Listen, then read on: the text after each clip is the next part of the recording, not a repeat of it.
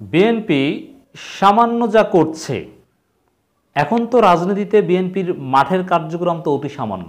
সরকারের বিরুদ্ধে কোনো হরতাল অবরোধ নেই, কোনো সমাবেশ নেই, কিছু না। জিয়াউর রহমানের শাহাদাত বার্ষিকী নিয়ে বিএনপি ব্যস্ত আছে, সেখানে দু একটা সভা সেমিনার করে ইত্যাদি ইত্যাদি।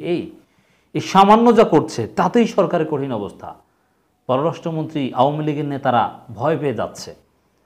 তো এগুলো প্রমাণ করে সফলতা আসবে ইনশাল্লাহ, আত্মবিশ্বাসী হতে হবে। আমরা আলোচনা করছি ৮ জুন ২৪। মাননীয় পররাষ্ট্রমন্ত্রী এবং আওয়ামী লীগের গুরুত্বপূর্ণ নেতা যুগ্ম মহাসচিব ডক্টর হাসান মাহমুদের একটা বক্তব্য, বিএনপি নেতাদের আর ক্ষমতার বাইরে থাকা সহ্য হচ্ছে না।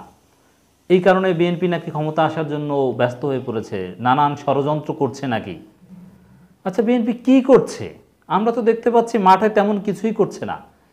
বিএনপি ক্ষমতায় আসতে কি ব্যস্ত হয়ে পড়েছে, কোথায় অসহ্য হয়ে গেছে? আমরা তো দেখছি ধৈর্যের কথা বলছে। এই কয়েকদিন আগেও গয়েশ্বরচন্দ্র রায় বললেন যে হয়তো আমাদের আরও একটু ধৈর্য ধরতে হবে। এর মানে বিএনপি সামান্য যে তৎপরতা চালাচ্ছে তাতেই সরকার ভয় পেয়ে গেছে যে বিএনপি খুব দ্রুত ক্ষমতায় আসতে চায়, ষড়যন্ত্র করছে। তাহলে বিএনপি যদি মারাত্মক কিছু করে, আসলে মূল জায়গা হচ্ছে এই যে ভয় পাওয়াটার কারণ কি? ভারতের আধিপত্যবাদের বিরুদ্ধে বিএনপি হাত দিতে পেরেছে, এটাই আওয়ামী লীগের কলিজায় লেগেছে। অতএব ভারত প্রশ্নে বিএনপি যতটা কঠোর হতে পারবে তত আওয়ামী লীগ ভয় পাবে। ভারত প্রশ্ন বাদ দিয়ে লক্ষ কোটি লোক নিয়েও যদি বিএনপি সমাবেশ করে তাতে আওয়ামী লীগের ভয় নেই, কারণ আওয়ামী লীগ ক্ষমতা রেখেছে ভারত। তা মালদ্বীপ থেকে যেরকম ভারতকে তাড়ানো গিয়েছে, সেরকম ভারতকে তাড়ানোর উদ্যোগ নিলেই আওয়ামী লীগ আরও বেশি ভয় পাবে। হয়তোবা এতেই ভয় পেয়েছে। না হলে এই কথা তো বলার মানে হয় না যে বিএনপি নেতাদের আর ক্ষমতার বাইরে থাকা সহ্য হচ্ছে না। মানে অ্যাজিভ বিএনপি খুব ব্যস্ত হয়ে যাচ্ছে, সিরিয়াস কিছু করছে, যা করছে এটাকেই সরকার সিরিয়াস ভাবছে, অথচ সামান্য কিছু করছে। তো এরই মধ্যে একটা ঘটনা আপনাদেরকে শুনিয়েছি গতকালকের, যে কৃষক দলের একটা শাখা তারা ১৪৪ দ্বারা ভঙ্গ করে তাদের প্রোগ্রাম সফল করেছে। এটাকে বড় খবর হিসেবে আমরা স্বীকৃতি দিতে চাই। আমরা এটা নিয়ে আলাদা আলোচনা করেছি, আপনারা শুনবেন, শেয়ার করবেন, ছড়িয়ে দিবেন।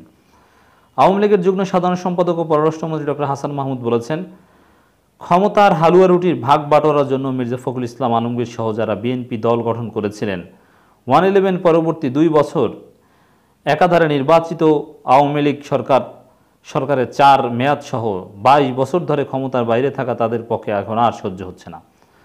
আওয়ামী লীগ সরকারের নেতৃত্বে দেশের বিস্ময়কর উন্নয়ন অগ্রগতিও তারা সহ্য করতে পারছে না, সেই কারণে তারা এখন নানা ষড়যন্ত্র লিপ্ত। দেখেন, 22 বছর ধরে যদি সহ্য করতে না পারতো তাহলে কি তারা বিএনপি করতো? সহ্য করতে না পারলে তারা আওয়ামী লীগে যোগদান করতো, ব্যারিস্টার শাহজাহান ওমরের মতো। শাহজাহান ওমর সহ্য করতে পারেনি বলে আওয়ামী লীগে যোগদান করেছে। তা যারা এখন বিএনপি করছে, এখনও মাঠে ময়দানে আছে, কথাবার্তা বলছে, তারা সহ্য করতে পারে বলেই বিএনপি করছে। অতএব পররাষ্ট্রমন্ত্রীর বক্তব্য যে ভুয়া, আশা করি প্রমাণিত হলো।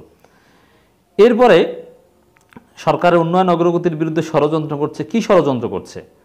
আসলে কোনো ষড়যন্ত্র বা কোনো তৎপরতা তো আমরা দেখি না।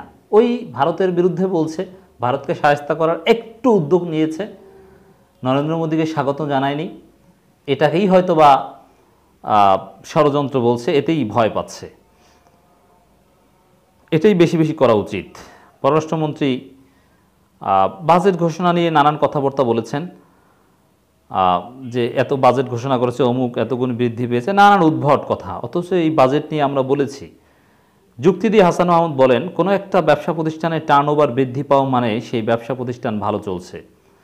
দেশের বাজেটের আকার যখন বৃদ্ধি পায় তখন বুঝতে হবে দেশ উন্নতি সমৃদ্ধির দিকে যাচ্ছে। জনগণকে কি ভূগোল বুঝান? জনগণ অর্থনীতির কিছু বেসিক জনগণও বুঝে, তা আপনি তা বুঝেন না মাননীয় মন্ত্রী।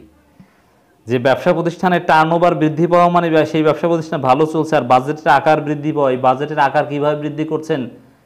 এই বাজেট তো ঘাটতি বাজেট, এই বাজেট তো ঋণ নির্ভর বাজেট। তা ঋণ নিয়ে ঘাটতি দিয়ে ধার কর্য করে যে আমার ব্যবসা প্রতিষ্ঠান বড়, এটা দেখানো, এটা কি কোনো ব্যবসা? এটা তো ফালতু কাজ, এটা তো থার্ড ক্লাস কাজ, এটা তো মানুষ সিসি করে। তুই ঠিকমতো খাইতে পারো না, তুই ঋণ নিয়ে তারপরে তুই ফুটানি দেখাও।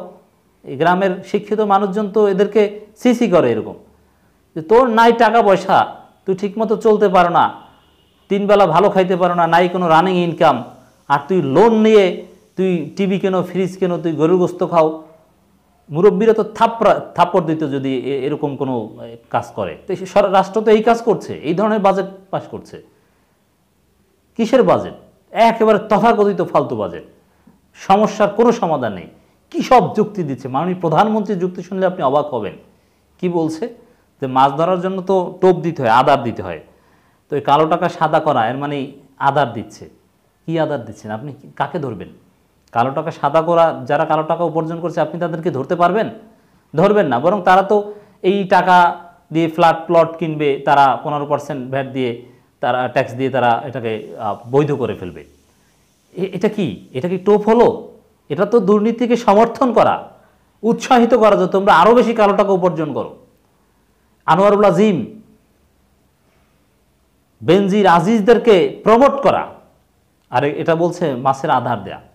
না, এটা এরকম না। যদি এরকম হতো যে হ্যাঁ কিছু মানুষের বৈধ আয়, কিন্তু যে কোনো কারণ হোক তারা ট্যাক্স দিতে পারেননি অথবা সেটা প্রদর্শন করতে পারেননি, এখন কালো টাকার সংজ্ঞায় পড়েছে এবং এটা কিন্তু কম, ঠিক আছে, তারা 15% ভ্যাট দিয়ে ওটা হোয়াইটেন করুক, এটা সমস্যা না। যে আয়টা বৈধ, কালো টাকার সংজ্ঞাটা তো দর্শক আপনাদেরকে বুঝিয়েছি যে আপনি বৈধভাবে আয় করেছেন, কিন্তু যে কারণেই হোক টেকনিক্যাল জটিলতায় বা সময়ের অভাবে অথবা বুঝের অভাবে আপনি ওই টাকাটা ব্যাংকে রাখতে পারেননি কিংবা ওখান থেকে ট্যাক্স দিতে পারেননি, অতএব সেটা কালো টাকার মধ্যে পড়েছে। এটাকে সুযোগ দেওয়া হোক সাদা করার, এটার পক্ষে আমরা। কিন্তু আপনি কোন কালো টাকাকে সাদা করার সুযোগ দিচ্ছেন? ইনডিসক্রিমিনেটলি সব কালো টাকাকে।